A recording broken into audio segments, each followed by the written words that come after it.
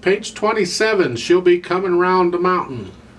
Now at the top of the page they talk about rehearsal numbers. Interesting. Not really necessary right now, but okay, let's talk about rehearsal numbers. Generally you will find this in ensemble music.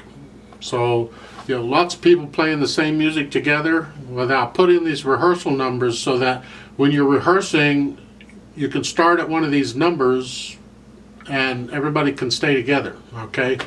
You don't have to start at the beginning, and you don't have to have measure numbers and all that junk.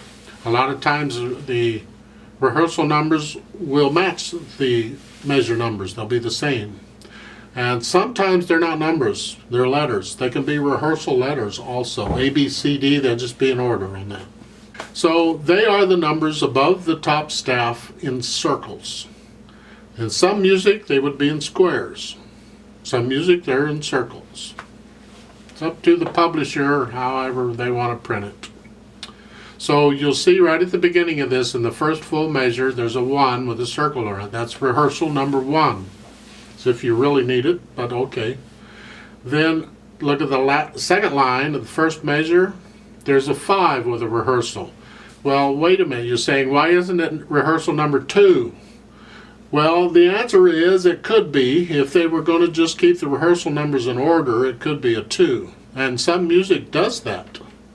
But what they're doing here is they're using the measure number as a rehearsal number. And that happens to be measure number 5 if you count measure number 1 as the first full measure. Because you can count the measures over and you'll see it's measure 5. In the third line down, measure 9. Rehearsal number 9, and so forth. The last line is 13, and that's why those numbers are that way. If they were going to use letters, it would have been A, B, C, and D in that order for them. As far as the right hand goes in this piece, you got a lot of eighth notes, and it's important to break the phrases.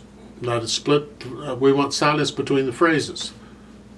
Now, in the first line, take a look at the last measure. You're playing the G. It's held over from the measure before. You're playing it with a little finger.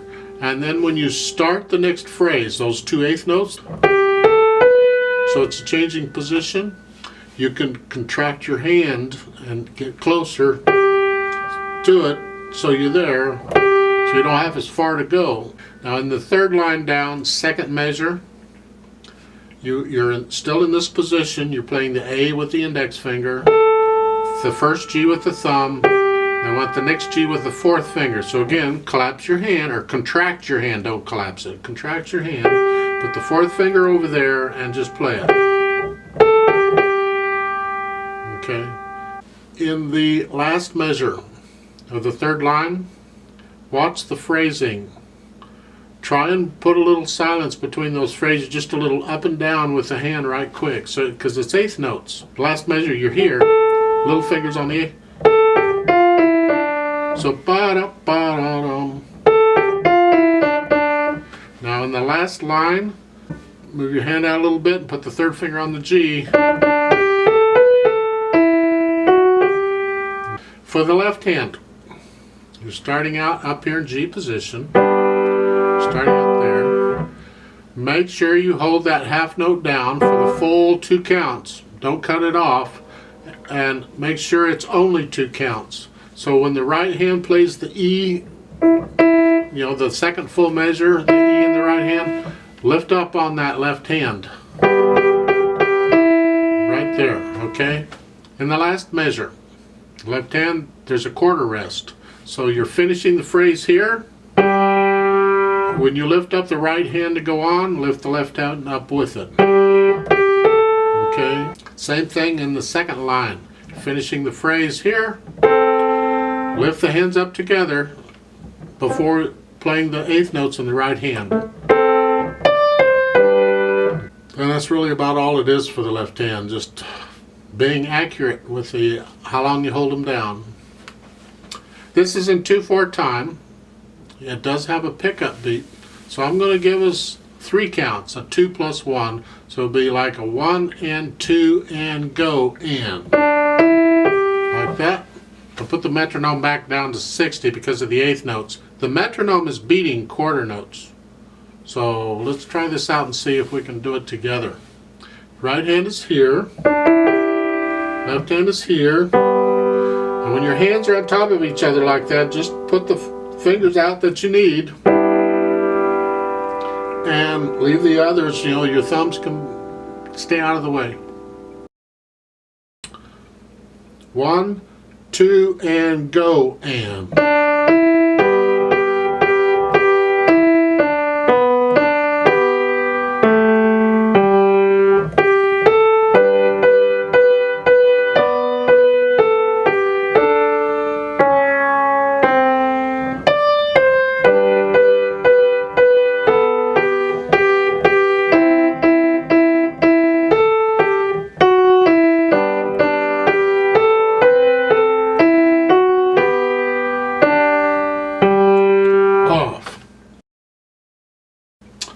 Now, just for kicks and giggles, let's do the duet. There is a duet accompaniment at the bottom.